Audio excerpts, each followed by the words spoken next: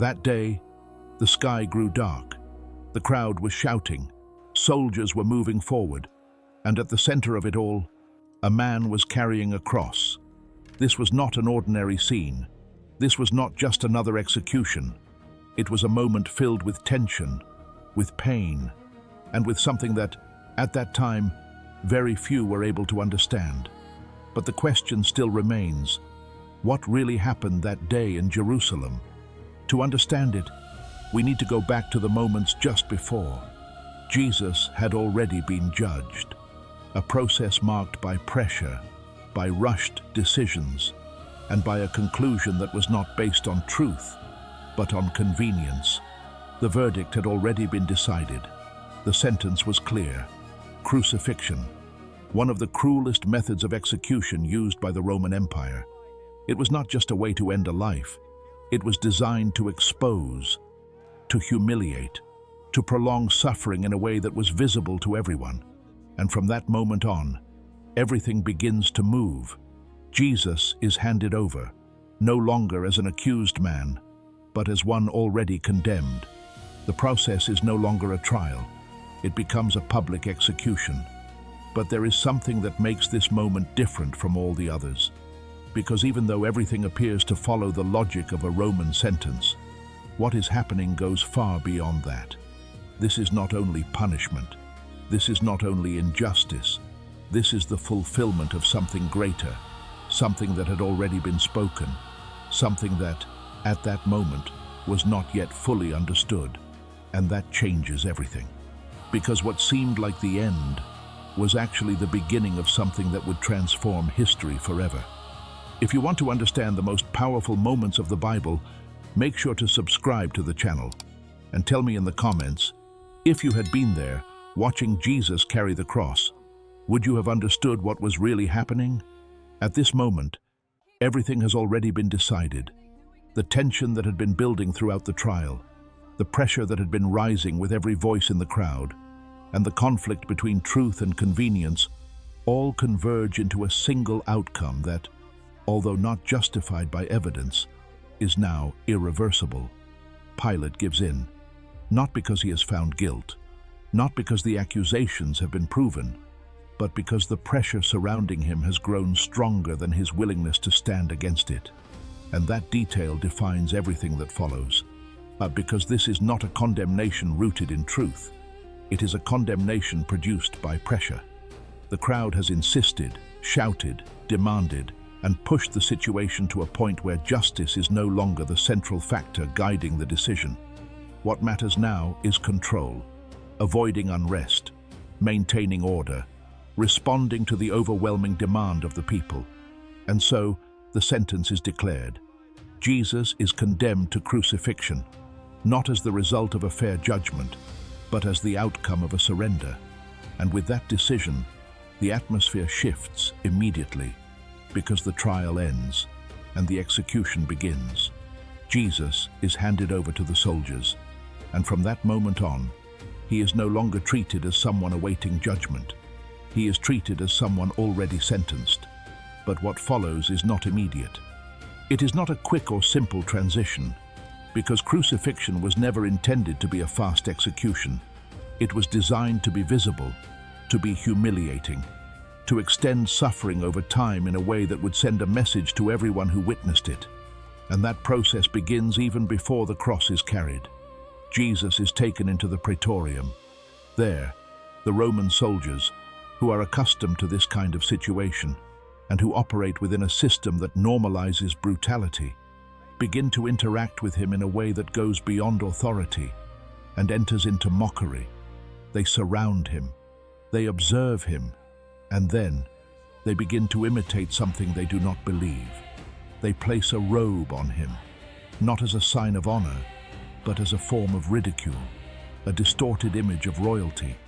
They form a crown, but not one meant to represent power. A crown of thorns, and they press it onto his head, not as symbolism, but as injury. Every action is intentional, to humiliate, to degrade, to reduce him in the eyes of those who watch. And yet, in the middle of all of this, Jesus does not respond. He does not resist. He does not react with anger or retaliation, and that stillness creates a contrast that makes the scene even more intense, because while everything around him is driven by force, by control, by cruelty, he does not mirror that same logic. The soldiers continue. They mock him as a king. They bow in exaggeration. They strike him, and in doing so, they reveal something deeper about the moment, because what they intend as ridicule unintentionally reflects a truth they do not recognize. But in that moment, no one fully understands it. The process moves forward. There is no pause, no reconsideration, no attempt to reverse what has already been decided. The sentence must be carried out, and that leads to the next phase. Jesus is prepared for crucifixion, and that preparation includes something specific. He must carry his own cross, the very instrument that will be used for his execution. And with that, everything becomes even more real, more visible, more public, because what was once confined to closed spaces now moves into the open, into the streets, into the view of everyone. And that changes the nature of the moment, because this is no longer just an unjust decision made behind doors. It is a public display, a process meant to be seen, to be remembered, to communicate power. And as Jesus is led out, something becomes clear. There is no turning back, no intervention, no human action that will stop what has already been set in motion. And yet, even within that certainty, there is a detail that carries profound weight. Jesus does not move forward in resistance. He does not struggle against the direction he is being taken. He walks, and that movement, carrying the cross, is not only physical, it is deeply symbolic, because it shows that while the condemnation was imposed by men, what is unfolding is also aligned with something greater, a purpose that, at that moment, remains hidden from most, but is already in motion. And as he takes those first steps under the weight of the cross, the focus begins to shift once again, because the decision has already been made, the sentence has already been declared. But now, the path toward its fulfillment has begun, and that path will be even more visible, more intense, more demanding, because what has started with a condemnation is now moving toward its most painful expression, and that leads directly to what comes next. The road, the weight, the journey that will carry everything forward, to the place where it all reaches its highest point.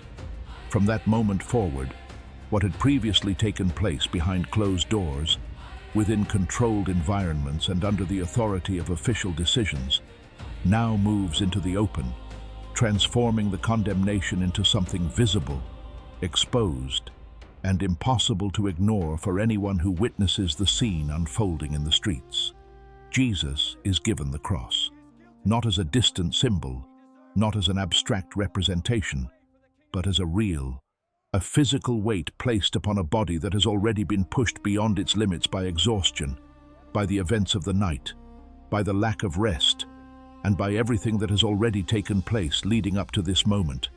And with that weight, the journey begins. This is not a short walk. It is not a quiet transition.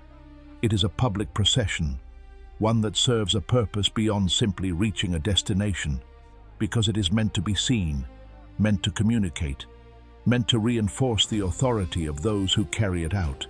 But even within that structure, something does not align with expectation, because while the system intends to display control, what is visible in Jesus does not reflect desperation, panic, or resistance, but rather a silent endurance that does not respond to violence with violence, nor to suffering with collapse. And yet, the physical reality cannot be ignored. Each step becomes heavier. Each movement demands more effort than the one before. The cross does not become lighter. The body does not recover. Instead, the strain increases with every moment, until that limit becomes visible. Jesus falls, not as a symbolic gesture, not as a staged moment, but as the direct result of physical exhaustion, of a burden that exceeds what the body can sustain under those conditions. For a brief moment, the movement stops, but the process cannot stop. The soldiers are not there to pause. They are not there to consider the suffering. They are there to complete an order. And so, a decision is made quickly, without emotion, without reflection. A man from the crowd is forced to step in. Simon of Cyrene, someone who was not part of the trial, who had not participated in the accusations, who had no role in the condemnation, and yet suddenly becomes part of the moment, carrying the very cross that had been placed upon Jesus.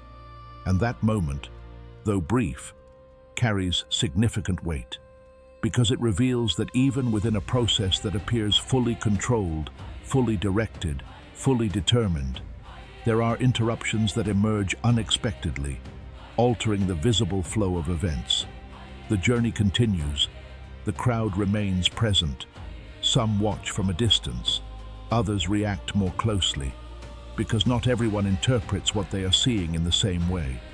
There are those who shout, those who observe in silence, and there are those who weep, those who sense that what is happening is not simply another execution, not just another condemned man being led to his death. And in the middle of that emotional contrast, something happens that shifts the tone once again. Jesus speaks, not to defend himself, not to resist what is happening, but to address those who are mourning, a moment that introduces an unexpected depth, because even while carrying the weight of the cross, even while moving toward the place of execution, his attention is not centered on his own suffering, and that changes the entire perception of the scene. The road continues. Each step brings them closer to the destination. Golgotha, a place already known, a place associated with death, with exposure, with the final moments of those brought there. And as they approach it, the atmosphere grows heavier, because what lies ahead is no longer a possibility. It is inevitable. And when they finally arrive, another shift takes place. The journey ends, but the process does not. Because everything that has happened up to this point, the exhaustion, the weight, the fall, the continuation, has been leading to something greater. The cross will no longer be carried. It will be used. And that marks the transition into the most intense phase of the entire event. Because what has been visible until now as a progression of suffering is about to reach its most extreme expression, where movement stops, where the body is fixed, where the execution becomes fully realized, and where everything that has been building reaches its highest point. When they arrive at Golgotha, the atmosphere shifts immediately, because what had until that point been a visible journey of exhaustion, movement, and growing tension now becomes the central moment of execution, where everything that has been building is brought into a single, irreversible action. Jesus is no longer walking. The cross is taken from him and placed on the ground, marking the exact point where the process reaches its most intense stage, where there is no longer any progression forward, only the completion of what has already been decided. The soldiers move with precision. There is no hesitation, no uncertainty. What they are doing is not new to them, and that familiarity is evident in the way each action follows the next without interruption, as if everything has been rehearsed countless times before. Jesus is laid upon the cross, not symbolically, but physically, directly, as the execution begins. His arms are extended. His body is positioned against the wood, and in that moment, everything narrows into a single focus.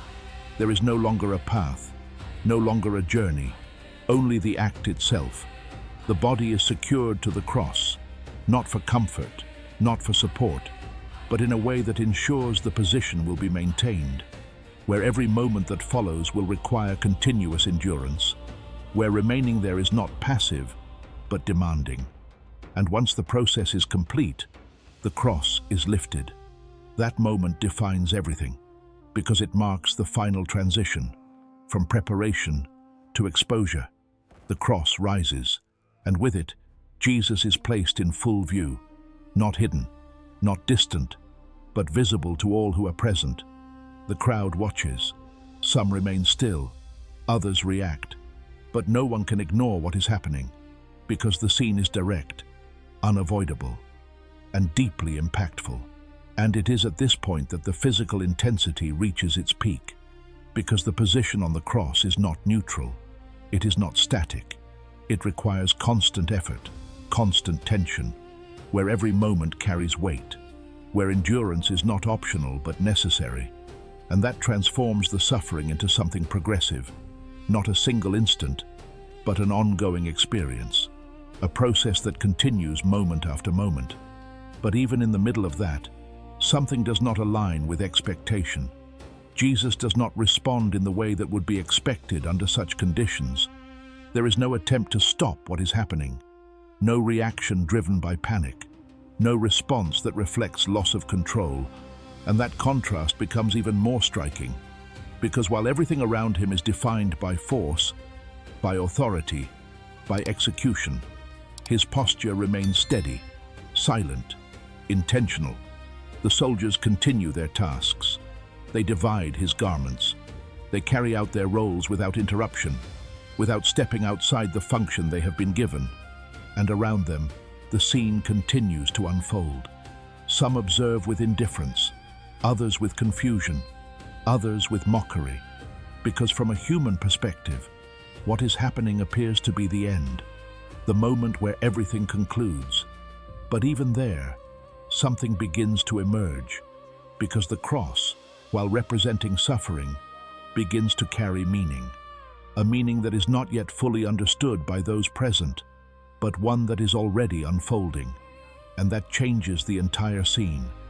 Because in the middle of the highest point of physical suffering, this is not simply an ending being established, it is a purpose being fulfilled.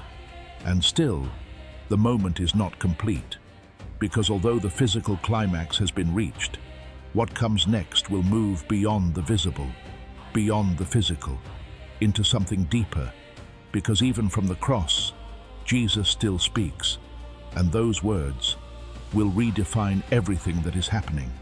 In the midst of that scene, where the physical intensity has already reached its highest point, where the cross stands elevated and exposed before all who are present, and where everything appears to be moving toward an inevitable end, something happens that completely shifts the direction of the moment. Jesus speaks, and that alone is enough to break every expectation. Because in a situation where the natural response would be silence, where the weight of suffering could consume every remaining breath, where the focus would be entirely on enduring what cannot be escaped, he chooses to speak. But what he says does not align with the logic of the moment. He does not protest. He does not accuse. He does not attempt to stop what is happening. Instead, his words move in a completely different direction. Father, forgive them, for they do not know what they are doing. And in that instant, the entire meaning of the scene begins to change. Because this is not a reaction driven by pain. It is not an emotional outburst. It is a deliberate expression that introduces something entirely unexpected into a moment defined by injustice. Instead of condemnation, there is forgiveness. Instead of resistance, there is intercession. And that transforms the cross from a place of suffering into a place of revelation. But the moment does not stop there. Around him, there are others. 2 men, also crucified, positioned on either side, each representing a different response to what is happening. One reacts with challenge, with doubt, with a demand that reflects the visible reality of the moment. But the other responds differently. He recognizes something. He perceives something beyond the immediate scene. And in that recognition, he speaks. And Jesus responds again, not with a long explanation, not with a detailed teaching, but with a direct statement that carries immediate weight. Today, you will be with me in paradise. And that sentence shifts everything once again. Because in the middle of an execution, in the center of suffering, in what appears to be the final stage of life, a promise is given, not distant, not symbolic, immediate, present, and that introduces a dimension that cannot be explained by what is visible alone. Because even in that moment, something is being opened, something is being offered. But the words continue. At another point, Jesus directs his attention toward those who are near the cross, his mother, and the disciples standing close by. And even in that moment of extreme suffering, there is intentionality, there is awareness, there is care that extends beyond himself as he establishes a connection, entrusting one to the other, ensuring that even in the middle of this moment, relationship is not abandoned. And that adds another layer to what is unfolding, because it shows that this is not a moment of loss of control. It is a moment filled with purpose. Every word carries direction. Every statement reflects intention. And then there is another moment, one that carries a different tone, a deeper weight, a moment that expresses something internal, something that reflects the depth of what is being experienced beyond what can be seen externally. A moment that reveals that what is happening is not only physical, but also profoundly spiritual. And yet, even in that, there is no chaos, no fragmentation. Everything continues moving toward a defined point, toward completion, because these words are not random, they are not disconnected, they are part of a progression, a sequence that reveals meaning step by step. And as these words are spoken, something begins to shift beyond the cross itself, not only in what is heard, but in what is felt, because the atmosphere begins to change, the reactions begin to change, the perception of the moment begins to shift, because what seemed like a purely human execution begins to reveal signs that point beyond human control, and that prepares the scene for what follows, because if the words have already begun to redefine the meaning of the moment, what is about to happen next will redefine the environment itself and make it clear that what is taking place that day is not being governed by human decisions alone. As the words spoken from the cross still echo in the air, and as the scene appears to have reached its highest point from a human perspective, something begins to change, not only in what is happening on the cross, but in everything surrounding that moment. Because what begins to unfold cannot be explained within normal patterns. The sky grows dark, not gradually, as the day fades into evening, but suddenly, in the middle of the day, at the very moment when light should be at its strongest, most stable, most undeniable. And that interruption is impossible to ignore, because it breaks the natural order. It disrupts expectation. It creates an atmosphere that feels different, heavier, charged with something that goes beyond human control. The crowd begins to change. The noise that once dominated the scene starts to diminish. The reactions shift, because what is happening is no longer just an execution. Something else is taking place, and that darkness remains. It does not pass quickly. It settles over the moment, covering everything like a visible sign that what is happening carries a meaning far beyond what can be seen with the eyes. But it is not the only sign. Elsewhere, away from the cross, yet directly connected to that exact moment, something happens inside the temple. The veil, that barrier which separated, which defined access, which represented a division that had long been established, is torn. And it is not torn from the bottom, it is torn from the top, a detail that completely changes its meaning, because it is not the result of human action. It is not something that can be explained by natural force. It is a sign, a transition, a moment that signals that something fundamental has changed. And all of this happens at the same time, while the cross remains standing, while Jesus is still there, while the scene continues moving toward its final moment, and the reactions deepen. Some begin to feel fear, others confusion, others a growing awareness that what they are witnessing is not something ordinary, not something that fits into what they have seen before. Even one of the soldiers, someone directly involved in the execution, someone accustomed to death, to suffering, to scenes like this, reacts. And his reaction is different. He recognizes something. He perceives something beyond the visible. and he declares it. And that adds even more weight to the moment. Because when even those responsible for carrying out the execution begin to see that something is different, the meaning of the scene changes completely. The cross is still there. Jesus remains. But the environment is no longer the same. The darkness, the torn veil, the shifting reactions, all of it points to a reality that is beginning to reveal itself. Not fully yet, but enough to show that what is happening is not being governed by human decisions alone. And that leads directly to the final moment. Because after everything that has taken place, the judgment, the road, the cross, the words, and these signs, comes the moment where everything seems to stop, where everything appears to end, but where, in reality, everything is about to be fulfilled.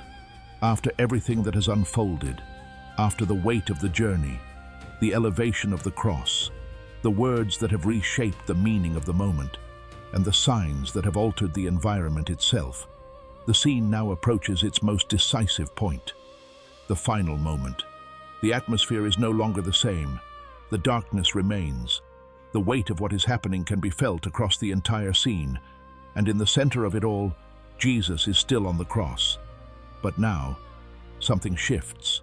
He speaks again, not as a reaction to chaos, not as a response to the crowd, but as a declaration that carries completion, a moment that does not emerge from confusion, but from fulfillment. And then, it happens. Jesus gives up his spirit, not as someone overtaken by circumstances, but as someone who brings a process to its conclusion. And that detail is essential, because from a human perspective, everything appears to end here. The movement stops.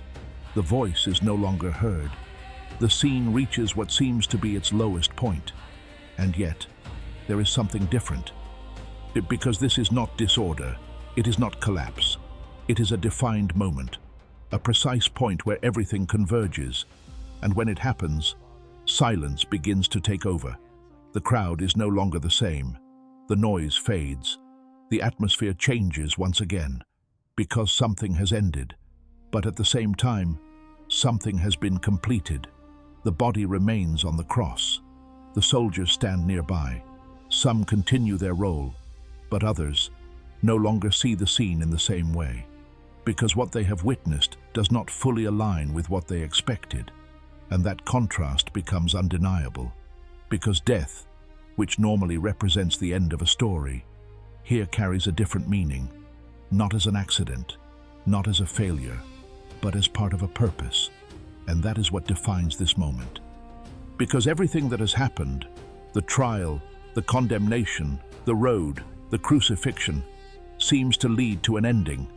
But in reality, it has led to fulfillment. And that fulfillment has just taken place. From a human perspective, everything seems lost. The cross remains. The silence settles. The story appears to be over. But that perception is incomplete. Because although this moment represents the darkest point, it also marks the beginning of something that is not yet visible. And that changes everything. Because what appears to be the end is not the end. What happened that day in Jerusalem was not simply an execution marked by pain, injustice, and suffering.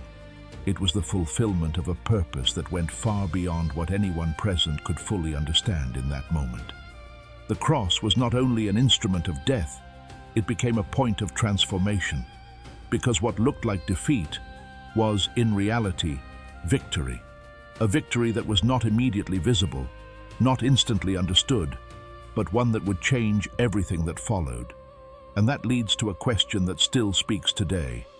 How many times does something appear to be the end when it is actually the beginning of something greater? How many moments that seem like loss carry a purpose that is not yet clear? That day did not remain in the past. It still speaks. It still confronts. It still reveals what happens when something greater is at work, even in the middle of the darkest moment. If this message impacted you, make sure to like the video and subscribe to the channel to continue exploring the most powerful moments of the Bible. And tell me in the comments, what impacted you the most about this moment?